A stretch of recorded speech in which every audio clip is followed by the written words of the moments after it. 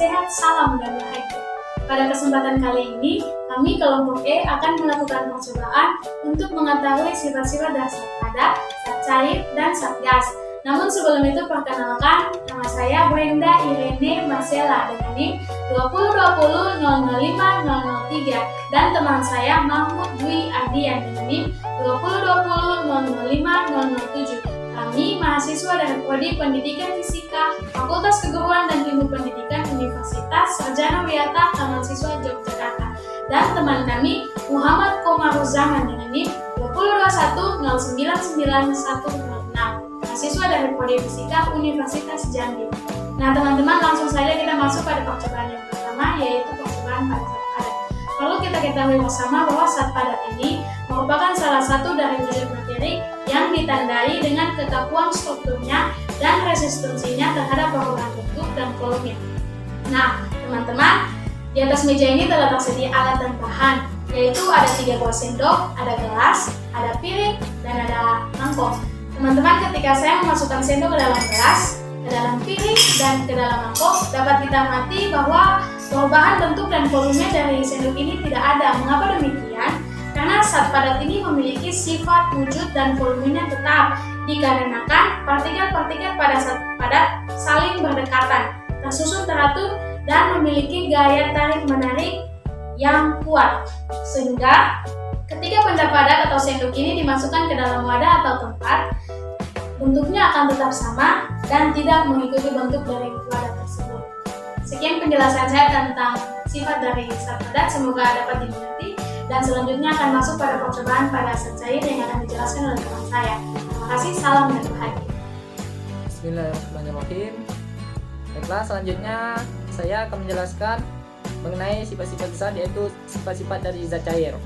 Tapi sebelum itu, perkenalkan, saya Muhammad Komaruzzaman, NIM 20210999106 dari Prodi Pendidikan Fisika.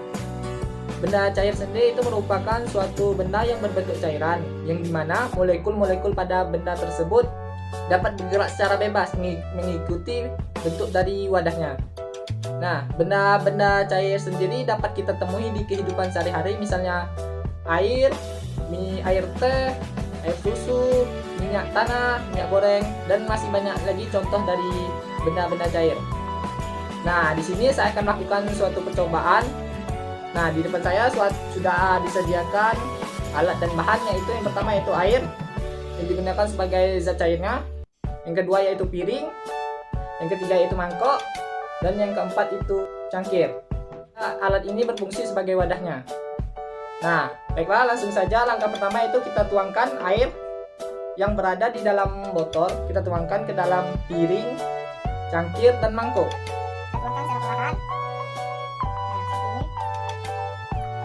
Nah, pada saat proses air dituangkan ke dalam wadahnya, air tersebut akan mengalami suatu peristiwa, yaitu di mana air tersebut yang berada di dalam botol tadi akan berpindah atau mengalir dari suatu wadah, yaitu botol tadi, akan berpindah ke tempat yang lebih rendah, yaitu pada cangkir, pada mangkok, dan piring.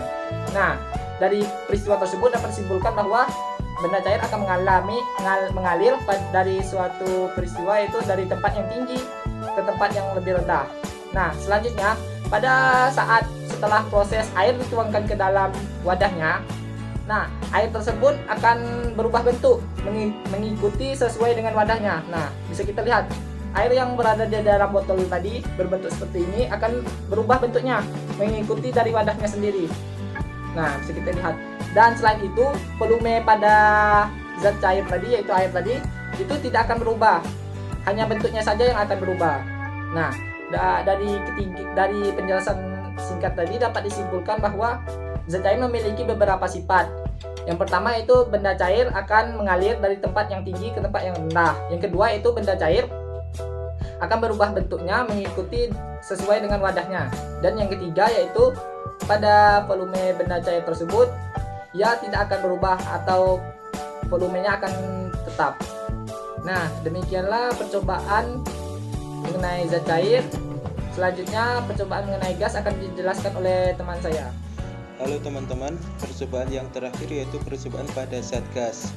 saya memiliki sebuah kantong plastik.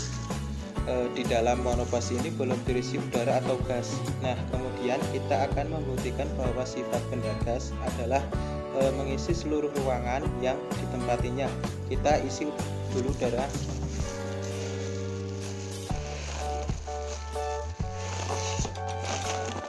Nah, ini adalah bukti bahwa gas mengisi seluruh ruangan yang ia tempati. Buktikan bahwa sifat gas adalah bentuk dan volumenya berubah-ubah. Bisa kita lihat dari bentuk kantong plastik ini, semulanya yang seperti tadi, kemudian mengembang seperti ini. Hasilnya terisi oleh gas dan volumenya juga berubah mengikuti bentuk dari tanpa ini tadi. Sekian dari kelompok kami, semoga bermanfaat bagi semua. Wassalamualaikum warahmatullahi wabarakatuh.